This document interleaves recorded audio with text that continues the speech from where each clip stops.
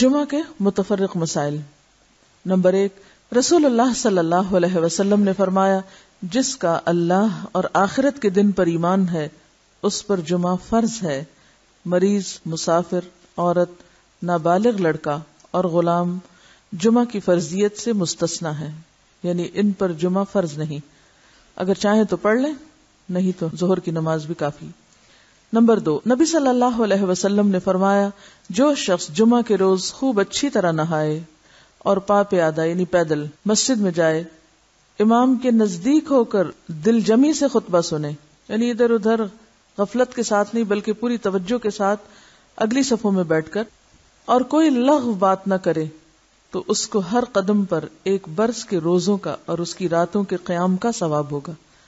یعنی اتنا فضیلت والا عمل ہے اگر کوئی شخص پوری توجہ اور محبت اور شوق کے ساتھ کرے۔ حضرت سلمان فارسی رضی اللہ عنہ سے روایت ہے کہ رسول اللہ صلی اللہ علیہ وسلم نے فرمایا جو شخص جمعہ کو نہائے اور جس قدر پاکی حاصل ہو سکے کرے، یعنی اپنے جسم کی بھی صفائی، اپنے بالوں کی، ہر چیز کی، پھر تیل یا اپنے گھر سے خوشبو لگائے جو بھی میسر ہو، یعنی تھوڑا اہتمام کے ساتھ نکلے، اور مسجد کو جائے، وہاں 2 آدمیوں کے درمیان راستہ نہ بنائے، یعنی لوگوں کی گردنیں نہ پھلانگے یا ان کو پریشان نہ کرے آگے جانے کے لیے، یعنی جہاں جگہ ملے وہیں بیٹھ جائے، پھر اپنے مقدر کی نماز پڑھے، پھر دوران خطبہ خاموش رہے، تو اس کے گزشتہ جمعہ سے لے کر اس جمعہ تک کے گناہ بخش دیے جاتے ہیں۔ اب یہاں پر گناہوں کی بخشش کس چیز کے ساتھ منسلک ہے کہ انسان اپنی ذات سے کسی کو تکلیف نہ دے، یعنی صرف اتنا نہیں کہ آپ خود شوق سے چلے ہیں نیکی کرنے، عبادت کرنے، اور اپنے شوق میں دوسروں کے لیے باعث اذیت ہیں، ایسا نہیں ہونا چاہیے۔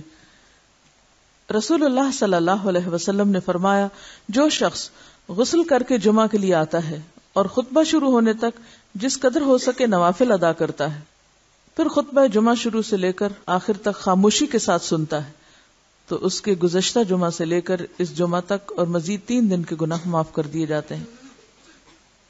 حضرت عبداللہ بن عباس رضی اللہ عنہ فرماتے ہیں مسجد نبوی کے بعد جو سب سے پہلا جمعہ پڑھا گیا وہ بحرین کے گاؤں جوافہ میں عبد القیس کی مسجد میں تھا۔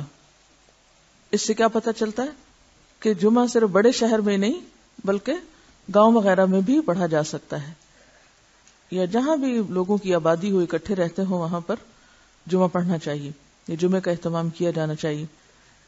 یہاں اس موقع پر میں یہ یاد دہانی آپ کو کرا دوں کہ جن خواتین کے لڑکے ہیں خاص طور پر ان کو، اپنے شوہروں کو، اپنے مرد رشتہ داروں کو یہ احادیث ضرور پڑھوا دیں یا ان کو یاد دہانی کرا دیں، تاکہ وہ اگر جاتے بھی ہیں جمعہ پڑھنے تو شوق سے جایا کریں اور ان آداب کا خیال بھی رکھیں جو رکھنے چاہیے۔ اسد بن زرارہ نے نقی الخدمات کے علاقے میں بنو بیازہ کی بستی حزم النبیت جو مدینہ سے 1 میل کے فاصلے پر تھی اس میں جمعہ قائم کیا۔ حضرت عبداللہ بن عمر مکہ اور مدینہ کے درمیان بسنے والے لوگوں کو جمعہ پڑھتے دیکھتے تو اعتراض نہ کرتے۔ نمبر 4، حنین کے دن بارش ہو رہی تھی تو رسول اللہ صلی اللہ علیہ وسلم نے اپنے منادی کو حکم دیا آج اپنی اپنی قیام گاہوں میں نماز پڑھنے کا اعلان کر دو، اور وہ جمعہ کا دن تھا۔ یعنی اگر بارش کا موسم ہو اور جانے میں تکلیف ہو تو ایسی صورت میں پھر ظہر کی نماز گھر پہ پڑھی جا سکتی ہے جب نکلنے میں حرج ہو۔ حضرت ابو ہریرہ سے روایت ہے کہ نبی صلی اللہ علیہ وسلم نے فرمایا آج کے دن 2 عیدیں، عید اور جمعہ اکٹھی ہو گئی ہیں، جو شخص صرف عید پڑھنا چاہے اسے وہ کافی ہے، لیکن ہم عید اور جمعہ دونوں پڑھیں گے۔ یعنی اگر ایک ہی دن میں 2 چیزیں ہوں تو ایک کی رخصت ہے، یعنی عید پڑھنا کافی ہے، جمعہ جو ہے اس کی بجائے ظہر کی نماز بھی پڑھی جا سکتی ہے، لیکن آپ صلی اللہ علیہ وسلم نے پھر بھی دونوں چیزوں کو پڑھنا پسند فرمایا، اگرچہ سہولت رکھی۔ عبداللہ بن زبیر رضی اللہ عنہ کے زمانے میں جمعہ کے دن عید ہوئی تو انہوں نے نماز عید پڑھائی، جمعہ نہ پڑھایا۔ اس واقعے کی خبر ابن عباس کو ملی تو انہوں نے فرمایا ان کا یہ عمل سنت کے مطابق ہے۔ نمبر 6، رسول اللہ صلی اللہ علیہ وسلم نے فرمایا اگر گنجائش ہو تو جمعہ کے لیے روزانہ استعمال ہونے والے کپڑوں کے علاوہ کپڑے بناؤ۔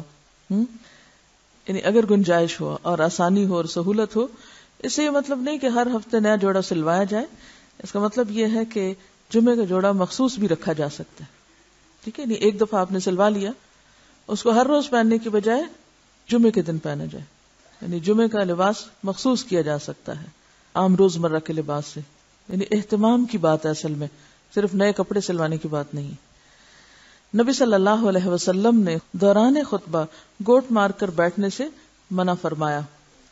گوٹ مارنا اس طرح بیٹھنے کو کہتے ہیں کہ ہاتھ یا کپڑے کے ساتھ رانوں کو پیٹ سے ملا کر بیٹھیں. ٹھیک ہے، اس طرح بیٹھنے سے عموماً نیند آ جاتی ہے اور پھر آدمی خطبہ نہیں سن سکتا. علاوہ ازیں اس حالت میں آدمی اکثر گر پڑتا ہے یا بے حجاب ہونے کا بھی اہتمام ہوتا ہے. بیٹھ کے دکھائیے. جی ہاں، اس طرح، یعنی بہت ہی ریلیکس قسم کی اور کیجول قسم کی سٹنگ ہے، یہ اس سے منع کیا گیا ہے. نمبر 8، جابر بن سمرہ رضی اللہ عنہ سے روایت ہے کہ رسول اللہ صلی اللہ علیہ وسلم کھڑے ہو کر خطبہ دیتے اور 2 خطبوں کے درمیان بیٹھتے. جو شخص یہ کہے کہ آپ بیٹھ کر خطبہ دیتے تھے اس نے غلط بیانی کی. حضرت کعب بن عجرہ سے روایت ہے کہ وہ مسجد میں داخل ہوئے اور عبد الرحمن ابن ام الحکم بیٹھے ہوئے خطبہ دے رہے تھے. کعب نے کہا، اس خبیث کی طرف دیکھو، بیٹھے ہوئے خطبہ دیتا ہے، حالانکہ اللہ تعالیٰ فرماتے ہیں وَإِذَا رَأَوْا تِجَارَةً أَوْ لَهْوًا انفضوا إِلَيْهَا وَتَرَكُوكَ قَائِمًا. اور جب یہ لوگ کوئی سودا بکتا دیکھتے ہیں یا کوئی تماشا دیکھتے ہیں تو اس کی طرف بھاگ اٹھتے ہیں اور آپ کو خطبے میں کھڑا ہی چھوڑ دیتے ہیں. قرآن پاک سے یہ بات پتہ چلتی ہے کہ خطبہ کھڑے ہو کر دینا چاہیے. اب یہاں پر آپ سوچ رہے ہوں کہ بہت سخت لفظ استعمال کیا اور شاید ان کے پیچھے یا چھپ کے یا غیبت کے طور پہ کیا. تو اصل بات یہ ہے کہ صحابہ کرام کے اندر آپ نے ایک چیز دیکھی ہوگی کہ وہ سنت کے خلاف کوئی چیز برداشت نہیں کرتے تھے، کیونکہ وہ اللہ کے رسول صلی اللہ علیہ وسلم کو اپنی ذات، اپنی اولاد، اپنے والدین، اپنی ہر چیز سے زیادہ محبوب رکھتے تھے اور آپ کی باتوں کو بھی اسی طرح اہمیت دیتے تھے. لہٰذا کہیں وہ کوئی چیز آپ کی سنت کے خلاف ہوتے دیکھتے تو وہ ان کے لیے بہت ہی سخت ہوتی اور اسی لیے سخت الفاظ بھی استعمال کر جاتے. تو بات یہ کہ اسی کا نام من احب للہ و ابغض للہ ہے، و آتا للہ و منع للہ. جب ہم دین میں محبت کی بات کرتے ہیں تو ہم سمجھتے ہیں کہ محبت پھر جائز ناجائز ہر بات پہ محبت. یہ بات غلط ہے. ٹھیک ہے، درست چیز کو اپریشیٹ کیا جائے اور جو غلط بات ہے اس کو غلط بتایا جائے، اور غلطی جتنی زیادہ بڑی ہو اس کے لیے اتنا ہی فرم ہونا چاہیے. اس کے لیے پھر ڈھیلا ڈھالا رویہ نہیں اختیار کرنا چاہیے جبکہ بات پوری طرح دوسروں کو بتائی بھی جا چکی ہو. لیکن ایک بات یاد رکھیے کہ صحابہ کرام کا جو باہم تعلق یا واسطہ تھا، ان کی جو تربیت جس ڈھنگ پر ہوئی تھی، وہاں ذات اور انا اور میں اور شخصیت پرستی جیسی چیزیں نہیں تھی. وہاں محبت بھی اللہ کے لیے تھی اور بغض بھی اللہ کے لیے تھا، اور اس کے ساتھ ساتھ وہ کسی چیز کو اپنی ذاتی وقار کا مسئلہ نہیں بناتے تھے، اس کو پرسنلی نہیں لیتے تھے. ہم کوئی چیز نہ بھی ہو تو اس کو پرسنل بنا لیتے ہیں، یعنی کوئی شخص کسی سے کچھ کہہ رہا ہو تو ہم اس کو اپنے خلاف لے لیتے ہیں، اور اپنی ذات کے بارے میں ہمیشہ بہت ہی سمپیتھیٹک اور بہت سینسٹیو اور بہت کانشیس اور بہت مہربان رہتے ہیں. اٹھتے بیٹھتے چلتے پھرتے تکلیفوں کا ذکر بھی کرتے رہتے ہیں. کبھی ہمیں یہ بھی سوچنا چاہیے کہ جب ہم بہت زیادہ تکلیفوں کا ذکر کرتے ہیں تو کہیں ہم اللہ تعالیٰ کا شکوہ تو نہیں کر رہے ہوتے. تھوڑی دیر کے لیے سوچیں، یہ مسئلہ وہ مسئلہ، یہ پریشانی وہ پریشانی، یہ بیماری وہ بیماری، یہ تکلیف وہ تکلیف. یعنی تھوڑی دیر کے لیے اس بات پر اگر غور کریں کہ ہر وقت ہماری زبان سے شکوے شکایات ہی نکلتے رہیں تو ہمیں کیا معلوم نہیں کہ ہر نقصان، ہر تکلیف، ہر بیماری اللہ کے اذن سے ہی آتی، اور ہر چیز اسی کے ہاتھ میں. وہ جب چاہے اللہم لا مانع لما آتیت ولا معطی لما منعت ولا ينفع ذا الجد منک الجد. یعنی اگرچہ تکلیف یا بیماری یا دکھ کے اظہار کرنے میں کوئی گناہ کی بات نہیں ہے، لیکن اللہ سے محبت کے ادب کے خلاف ہے. جس سے آپ محبت کرتے ہیں آپ اس کی شکایتیں راہ چلتے تھوڑی کرتے رہتے ہیں کہ کرتے ہیں. ہاں سمجھ رہے ہیں میں کیا کہہ رہی ہوں؟ اس شخص سے آپ نے کیا سبق سیکھا جس کا صدقہ کسی ایسے شخص کو چلا گیا کہ جو مستحق نہیں تھا اور وہ دل میں تکلیف میں بھی تھا، پریشان بھی تھا، تو کیا کہا؟ اللہم لک الحمد. ہم یہ اخلاق اور ادب نہیں سیکھ سکتے؟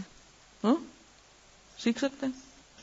مثلا ایک ڈاکٹر کے پاس جا کے بتانا کہ میں بیمار ہوں، اس میں کوئی برائی نہیں، لیکن ہر انسان کو بتانا میں بیمار ہوں، یہ اللہ کی محبت کے ادب کے خلاف ہے.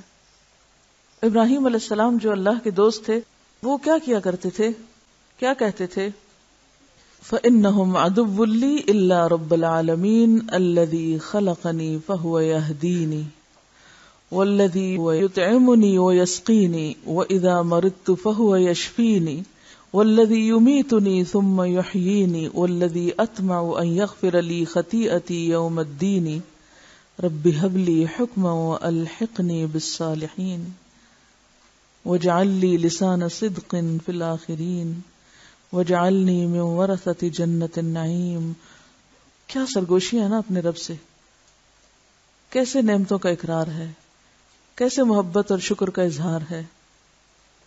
اب سوچتے ہو کہ پڑھاتے پڑھاتے پتہ نہیں کہاں چلی جاتی ہیں اور کسی اور ہی irrelevant بات کے اوپر شامت لے آتی ہیں روز. دیکھیے، ایک ہے عام سطح پہ جینا اور ایک ہے مقربین کی سطح پہ جینا. تو ہم معلوم نہیں کہاں ہیں، لیکن مقربین کے رستے پہ چلنا تو چاہیے نا، کہ نہیں؟ اتنی دعائیں مانگ کے کہتے ہیں رب ہب لی حکمن. یہ ہے عجز، یہ ہے عجزی. ساری مناجات کر کے کہتے ہیں اللہ مجھے حکمت دے، قوت فیصلہ دے، سمجھ دے، فہم دے. وَأَلْحِقْنِي بِالصَّالِحِينَ. یہ ہوتی ہیں اللہ سے محبت کی علامتیں. شکوہ محبت کی موت ہوتا ہے. شکوہ محبت کی موت ہوتا ہے.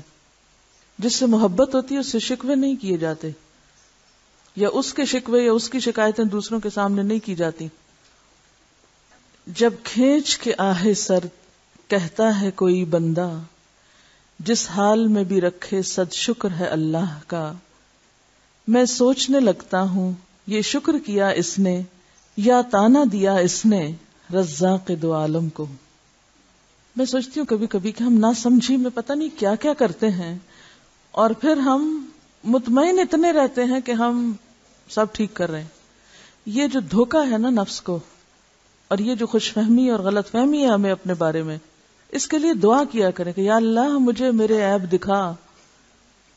کیونکہ یہ جو دھوکہ ہے خود کا سخت نقصان دہ ہے، اور دنیا میں ہمیں کوئی نہیں پتا چل رہا کہ ہم نیکی کے پردے میں کیا کیا گڑبڑ کر رہے ہیں.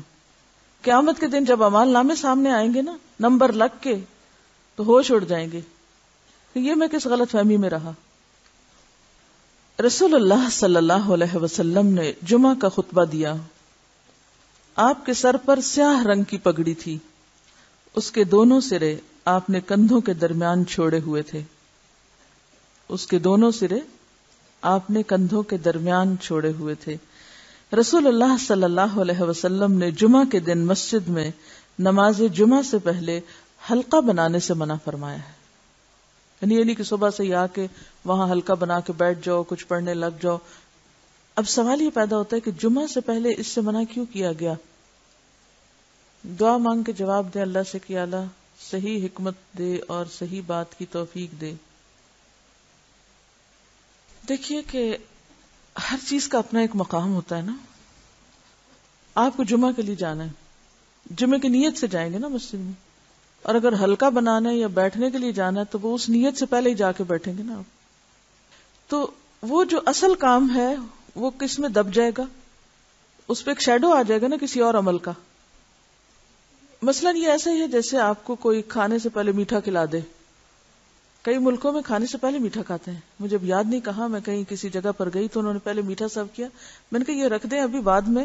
کہتے نہیں ہمارے ہاں پہلے میٹھا کھایا جاتا ہے. اچھا، لیکن ہمارے ہاں جیسے عادات ہیں اس میں کیا ہے کہ میٹھا آخر میں کھایا جاتا ہے. ٹھیک ہے، اب اگر کھانے سے پہلے میٹھا کھا لیں تو اس سے کیا امپیکٹ ہوتا ہے کھانے پر؟ کھانے سے پہلے کیا کھاتے ہیں؟ ایپیٹائزر. تو میٹھا ایپیٹائزر نہیں ہے، وہ کیا کرتا ہے؟ فلنگ کر دیتا ہے، بھوک ختم کر دیتا ہے.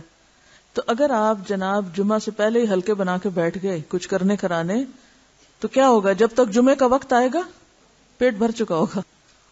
کیونکہ ہر عبادت کے اندر ایک شوق، اس عبادت کی روح یا جو اس کی اہمیت ہے یا جو اس کے اندر شوق اور ذوق ہے وہ ماند پڑ جائے گا. پہلے سے ہی تھک جائیں گے آپ. عید کی نماز سے پہلے کوئی نوافل نہیں ہے. بنیادی بات یہی ہے کہ اس سے جو جمعے کی اہمیت یا جمعے کی جو خصوصیت ہے اس پر ایک طرح سے اثر بھی پڑتا ہے. چلیے آگے چلتے ہیں. لہذا جو علماء خطبہ جمعہ سے پہلے تقریر کرتے ہیں انہیں اس عمل کو ترک کر دینا چاہیے۔ حضرت انس رضی اللہ عنہ کہتے ہیں کہ رسول اللہ صلی اللہ علیہ وسلم شدت کی سردی میں جمعہ کی نماز سویرے پڑھتے تھے اور شدت کی گرمی میں دیر سے پڑھتے تھے۔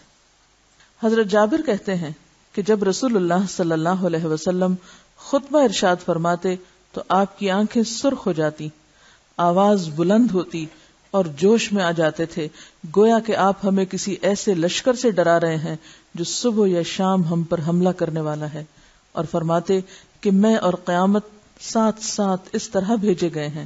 آپ اپنی شہادت کی اور درمیانی انگلی کو ملا دیتے، یعنی میرے بعد اب اور کوئی پیغمبر نہیں آئے گا، میرے بعد اب قیامت ہی آئے گی۔ تو اس سے کیا بات پتہ چلتی ہے؟ اس سے یہ بات پتہ چلتی ہے کہ تعلیم اور خطبے میں فرق ہوتا ہے۔ تعلیم میں آپ کا انداز کیا تھا؟ آہستہ آہستہ بولتے، لفظ گنے جا سکتے تھے، ایک بات بعض اوقات 3 بار بھی دہراتے، لیکن خطبے کا انداز فرق تھا، وہ زوردار ہوتا تھا، وہ شدت والا ہوتا تھا، اس میں ایک انذار کا پہلو غالب ہوتا تھا، وہ لوگوں کو جھنجھوڑنے والا ہوتا تھا، غفلت سے جگانے والا ہوتا تھا، بیدار کرنے والا ہوتا تھا۔ اس سے کیا بات سامنے آتی ہے کہ ہر موقع کی مناسبت سے تعلیم کا انداز اور تربیت کا فرق ہونا چاہیے، ہر وقت ایک ہی روٹین میں کام نہیں کرنا چاہیے، ویسے بھی طبیعتیں پھر اکتانے لگتی۔ نبی صلی اللہ علیہ وسلم نے فرمایا، امام کے ساتھ جتنی نماز پالو وہ پڑھو اور جو رہ جائے اسے پورا کرو۔ اس حدیث کی روح سے نماز جمعہ کی دوسری رکعت کے سجدہ یا تشہد کو پانے والا سلام پھرنے کے بعد اٹھ کر 2 رکعتیں ہی پڑھے گا، 4 نہیں، کیونکہ اس کی فوت شدہ نماز 2 رکعتیں ہیں، 4 رکعتیں نہیں۔ یعنی جمعہ اگر اپنے آخری حصے میں آپ نے پایا، ایسا امام جو تھا وہ آخری سجدہ کر رہا تھا اور آپ مسجد میں داخل ہوئے، یا وہ تحیات بیٹھے تو سلام سے پہلے آپ بیٹھ گئے ساتھ، تو ایک طرح سے جمعے کا ثواب تو مل گیا، لیکن بعد میں 2 رکعتیں پڑھی جائیں گی، ظہر بنا کے 4 نہیں پڑھی جائیں گی۔